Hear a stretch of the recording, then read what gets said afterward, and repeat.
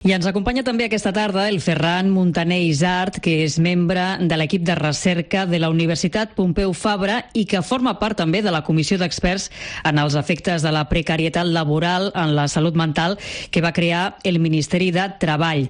Senyor Muntaner, què tal? Bona tarda, gràcies per acompanyar-nos. Bona tarda, moltes gràcies a vostès. Una de les conclusions que ha tret aquesta comissió d'experts de la que vostè forma part és que hi ha una relació causa-efecte entre tenir una feina precària i algun problema de salut mental. Per tant, tenir una feina però tot i tenir-la no poder arribar a final de mes, llavors genera la mateixa angoixa o ansietat que estar a l'atur, per exemple. Sí, el que entenem per precarietat laboral va més enllà de no només arribar o no arribar a final de mes.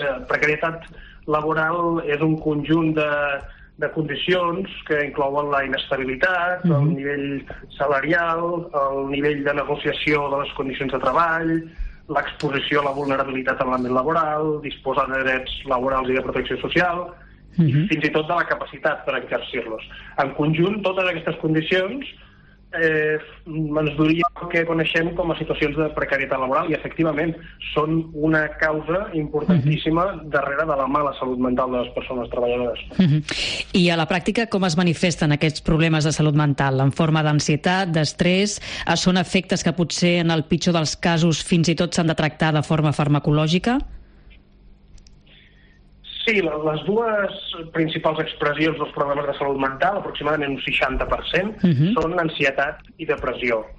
Són fenòmens que pràcticament o els patim o convivim amb moltes persones que els pateixen dia a dia i que en molts casos, de manera, diria jo, desmesurada, s'aborden de manera farmacològica. No és estrany que Espanya, per exemple, siguem un dels països del món amb major consum d'ansiolítics i hipnòtics i que en els últims 20 anys el consum d'antidepressius s'hagi duplicat.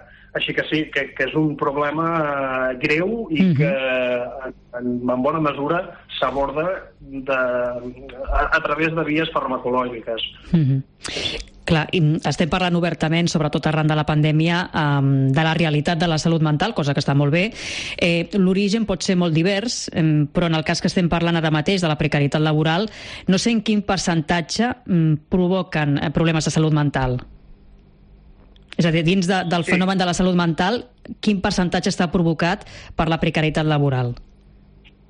Sí, justament fa uns mesos vam publicar un article científic en el que podíem estimar que el risc atribuïble de patir depressió degut a la precarietat laboral i també a l'atur, que conjuntament és d'aproximadament un terç. És a dir, ara mateix podríem dir que del 500.000 de persones que formen part de la població activa i que pateixen depressió, doncs un terç, unes 170.000 persones, seria degut a la precarietat laboral i a l'atur. Sí, hi ha feines, senyor Muntaner, en les que és més habitual que passi això, no? Tothom té al cap segurament les feines que acostumen a ser més precàries i jo no sé si acostumen a afectar els col·lectius de sempre, no? Els joves, immigrants, dones, en alguns sectors. Per tant, seria com un cercle del que és molt difícil sortir, no? Vull dir, hi ha perfils determinats que ocuparan una sèrie de feines precàries i que en conseqüència patiran més aquests problemes de salut mental, no? Sí, efectivament. De fet, la precarietat laboral seria un dels que coneixem com a determinants socials de la salut, no? Tots aquests elements socialment determinen el nostre millor o pitjor estat de salut i les desigualtats en salut, en aquest cas en salut mental. I efectivament el que hi ha és el que coneixem com un gradient social de la salut.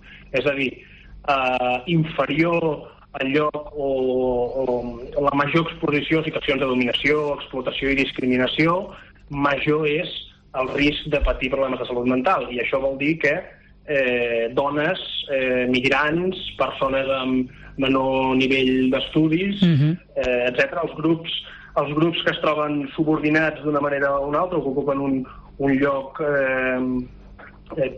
moltes vegades de dominació en la nostra societat, doncs efectivament són els més exposats a aquests problemes de salut mental. Per exemple, la feminització de la salut mental és una cosa que en els últims anys s'està donant i que és especialment preocupant. Clar, però al final estem parlant dels mateixos col·lectius de sempre, llavors com se surt d'aquí? És molt difícil, no? Sí. És molt difícil perquè, a diferència de l'abordatge de la salut mental des d'una perspectiva més biomèdica, allò d'estudiar els gens que poden predisposar o no a la mala salut mental, o veure quins són aquells fàrmacs que funcionen millor contra la simptomatologia d'ansietat, depressió, etc. Abordar les causes de la mala salut mental derivades de la precarietat laboral té implicacions polítiques molt severes, no? Reconèixer que té un paper important implica reconèixer que s'han de prendre mesures en l'àmbit del treball. Ara imagini's que tinguéssim com tenim la meitat de la població activa exposada a situacions de precarietat laboral. Imagines que tinguéssim la meitat de la població activa exposada a productes químics que sabem que són tòxics. Ens semblaria una bogeria i seria un autèntic escàndol, no? En el cas de la precarietat laboral, doncs això sembla ser que no és un escàndol. Sí, senyor Muntaner, ja estem parlant de conseqüències de salut mental, però també a nivell físic, no? Determinades malalties tenen molt a veure amb l'estrès, amb l'ansietat, i estic pensant, per exemple, amb la hipertensió, amb malalties del cor, fins i tot obesitat, no? Sí, exacte, i tot tipus de conductes de risc o d'estils de vida que moltes vegades s'atribueixen a l'individu, no? Que és una cosa com si fos una decisió individual de les persones de malmetre la seva salut en molts casos, i pel que fa a la precarietat laboral, doncs és resultat d'una vida precària. No arribar a final de mes o estar sota situacions de gran estrès o discriminació en el treball porta a moltes persones, doncs, per exemple, a consumir més alcohol, a consumir tabac, a portar dietes menys nutritives, menys saludables, i tot això, al final, té una sèrie de conseqüències sobre la salut, més enllà de la salut mental, importantíssimes. Hi ha des de migranyes, molta gent arriba a casa, no?, i tinc una migranya increïble, i no sé exactament per què. Moltes vegades la causa la podríem trobar en les condicions de treball i d'ocupació. Sí, no sé, senyor Muntaner, si es pot afirmar així categòricament que atacant aquesta precarietat d'arrel, és a dir, si tothom que treballa es pot guanyar la vida dignament i en unes bones condicions, s'acabarien amb molts d'aquests casos d'ansietat, depressions, d'angoixa, vull dir, amb aquests problemes de salut mental.